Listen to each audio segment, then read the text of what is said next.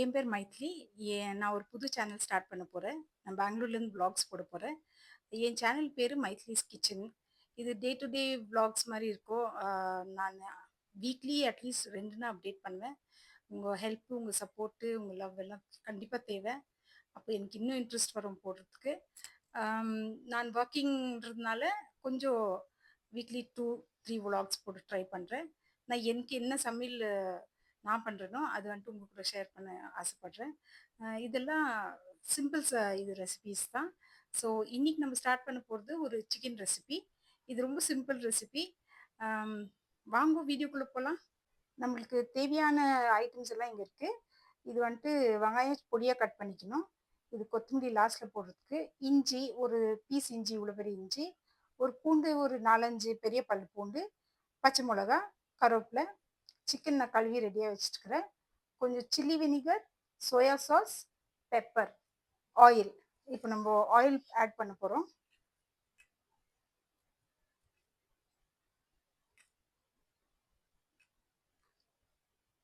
ஒரு 4 teaspoon oil. இது ரொம்ப சிம்பிள் ரெசிபி. ஸோ எல்லாருமே செய்யலாம். ஃபஸ்ட்டு இஞ்சி போட போகிறேன். நெக்ஸ்ட்டு பூண்டு, பச்சை மிளகா.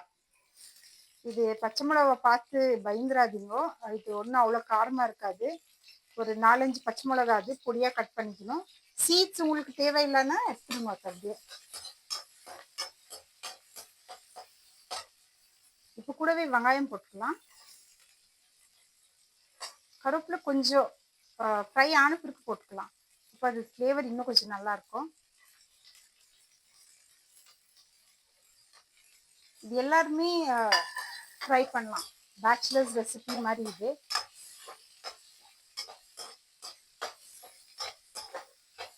இது கலர் சேஞ்ச் ஆகி நல்ல ஒரு பிங்க் கலரில் இந்த வெங்காயங்கள்லாம் வந்த பிறகு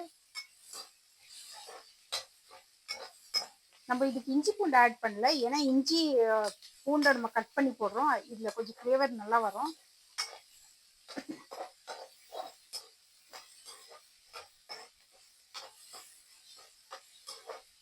இது கொஞ்சம் கோல்டன் ப்ரௌன் ஷேடில் வரும்போது நான் உங்களை திருப்பி பார்க்குறேன்.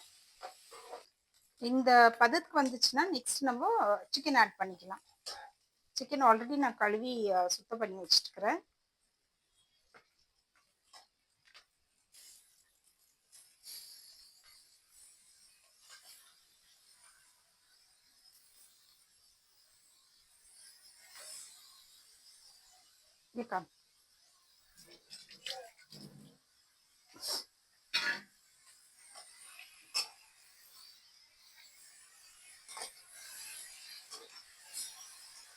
இதுக்கு நம்ம டொமேட்டோ எதுவும் ஆட் பண்ண போகிறது இல்லை. வெறும் வெனிகர் ஆட் பண்ண போகிறோம் அந்த டேங்கி டேஸ்ட்டுக்கு.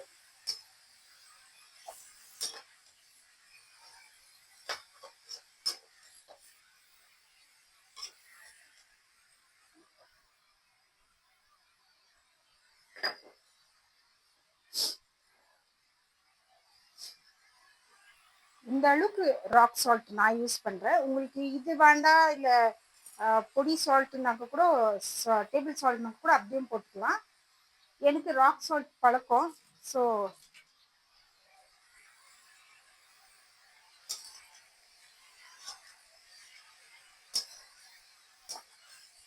இப்போ சிக்கன்லேருந்தே நிறைய தண்ணிங்க விடும்.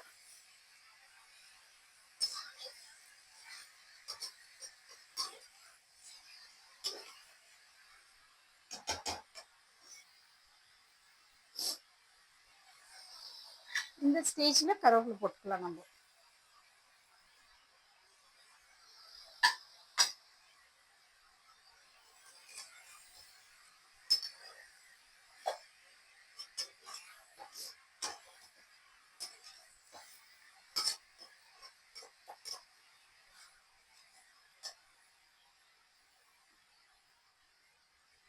இது நல்லா கொஞ்சம் ஃப்ரை பண்ணணும். அதுக்கப்புறம் நம்ம கொஞ்சம் வெனிகரெல்லாம் ஆட் பண்ணிட்டு க்ளோஸ் பண்ணி வச்சுருவோம். அப்போ நம்ம அந்த தண்ணியெல்லாம் வெளியே வந்துட்டு பிறகு சோயா சாஸ் ஆட் பண்ணலாம். சில்லி வினிகர் யூஸ் பண்ணுறேன் நான்.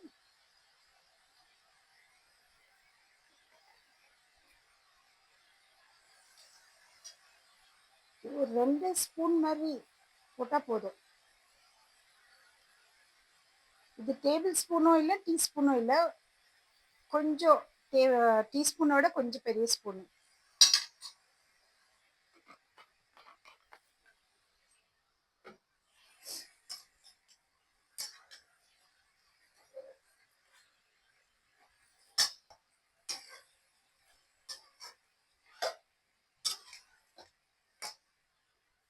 இப்போ இது கொஞ்ச நேரம் மூடி போட்டு வைக்கலாம், தண்ணியெல்லாம் வெளியே வர மாதிரி. இதுக்கு நம்ம தண்ணியே ஆட் பண்ண போகிறது இல்லை, அப்புறம் அந்த ஸ்டீம்லேயே வெந்து வரணும். இது ஸ்டீம் தண்ணியெல்லாம் வெளியே வந்த பிறகு உங்களை பார்த்துருக்கீங்க.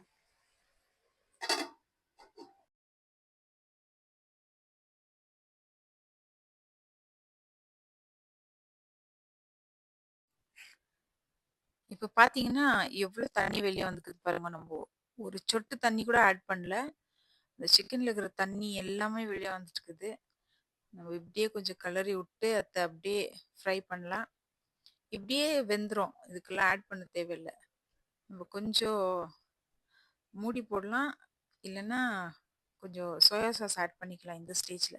தண்ணி கொஞ்சம் சுண்டிட்டு இருக்குது இதுல. இப்போ 2 ஸ்பூன் சோயா சாஸ் போடலாம்.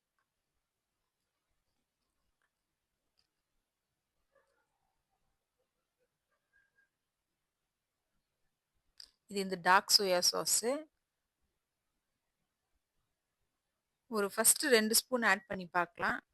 உங்களுக்கு கலர் கொஞ்சம் அதிகமா வேணுமாயிருந்துச்சுன்னா நீங்க திருப்பி ஆட் பண்ணலாம். இல்லையா, உங்களுக்கு இதுவே போதும்னா இதுலயே இது பண்ணலாம். பட் என்ன கேட்டிங்கன்னா நான் இன்னும் 2 ஸ்பூன் ஆட் பண்ணுவேன். இது கொஞ்சம் கலரி விட்டு கொஞ்சம் அது பாயில் ஆகட்டும்.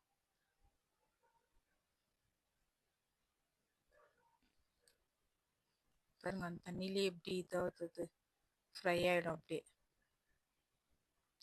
இது சிக்கன்ன்றதுனால ரொம்ப சீக்கிரம் வந்துடும் கூட. இப்போ மூடி போட்டு கொஞ்ச நேரம் அப்படியே விட்டுறலாம் அத்தை.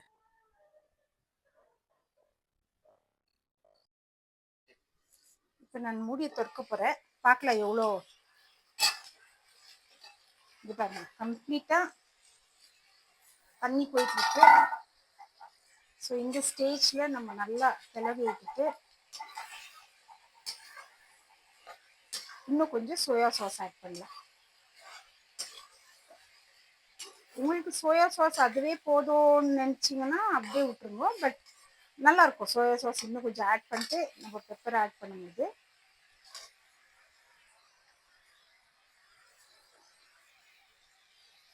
இன்னும் 2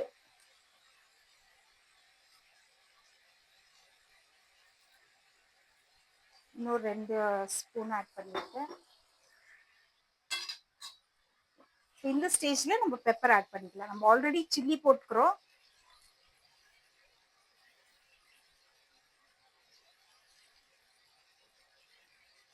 ஒரு இப்போ நான் சோயா சாஸ் யூஸ் பண்ண ஸ்பூனில் 1 ஸ்பூனுன்னு வச்சுக்கோங்க. காரத்துக்கு தக்க மாதிரி போட்டுக்கோங்க. காரம் நிறைய வேணுமா இருக்கிறவங்க நிறைய சில்லி போட்டுக்கலாம், நிறைய பெப்பர் போட்டுக்கலாம்.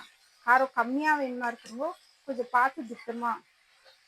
சால்ட் நான் முதல்ல போட்டுட்டேன். ஸோ சோயாவில் கூட கொஞ்சம் இருக்கும், கொஞ்சம் பார்த்து போட்டுக்கோங்க.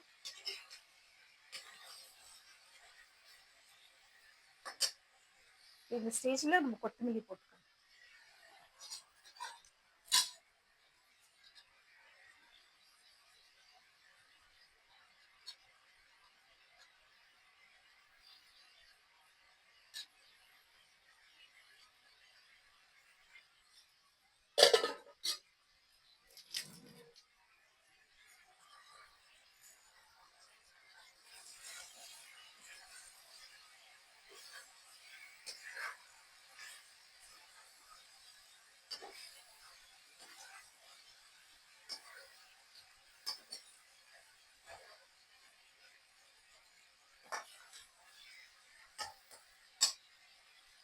இது அவ்வளோதான், வெந்துட்டுக்கோ நல்லாவே. கறி வெந்துக்குதான்னு செக் பண்ண போதும். நல்லா வெந்திருக்கு. இல்லை பாருங்க, நல்லா வெந்திருக்கு. அப்படியே தனியாக வந்துச்சு பாருங்க. இவ்வளோ வெந்தால் போதும். நம்ம கொஞ்சம் சிம்மில் வச்சுட்டு ஒரு 5 மினிட்ஸ் டாஸ் பண்ணிவிட்டு இறக்கிடலாம். அவ்வளோதான் டிஷ்ஷு.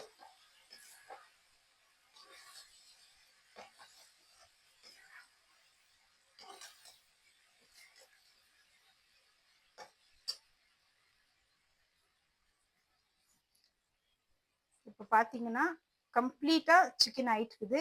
எண்ணெல்லாம் சைடில் அப்படியே வெளியே வர்றது பார்ப்பீங்க. அப்படின்னா அது கம்ப்ளீட்டாக குக் ஆகிட்டுருக்குது. இதை நான் எடுத்து பிளேட்டில் போட்டுட்டு உங்களுக்கு காமிக்கிறேன் ஃபைனல் லுக்.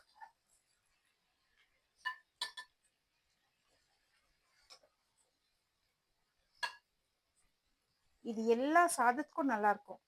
தால், சாம்பார். ஸ்டவ் ஆஃப் பண்ணிடலாம். இதுதான் என் ஃபைனல் லுக் இந்த சிக்கன்து.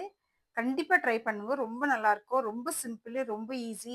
எங்கள் வீட்டில் பார்த்தீங்கன்னா என்ன இன்னைக்கு சாப்பாடுனா ஒயிட் ரைஸு, சிம்பிளான தால். இது நாங்கள் டால்னு தான் சொல்லுவோம். பட் சென்னையிலலாம் இது கிள்ளி போட்ட சாம்பார்ன்னுவாங்க. பட் இது டால். நான் இந்த ரெசிபி கூட ஒரு நாளைக்கு போடுறேன். ரொம்ப சிம்பிளாக இருக்கும். இது கூட காம்பினேஷன் இது ரொம்ப நல்லா இருக்கும்னு நான் இதை சூஸ் பண்ணேன். இது ரொம்ப நாளாக நான் ஷேர் பண்ணணுன்னு தான் ஆசைப்பட்டேன். இதுதான் ஃபைனல் லுக். இது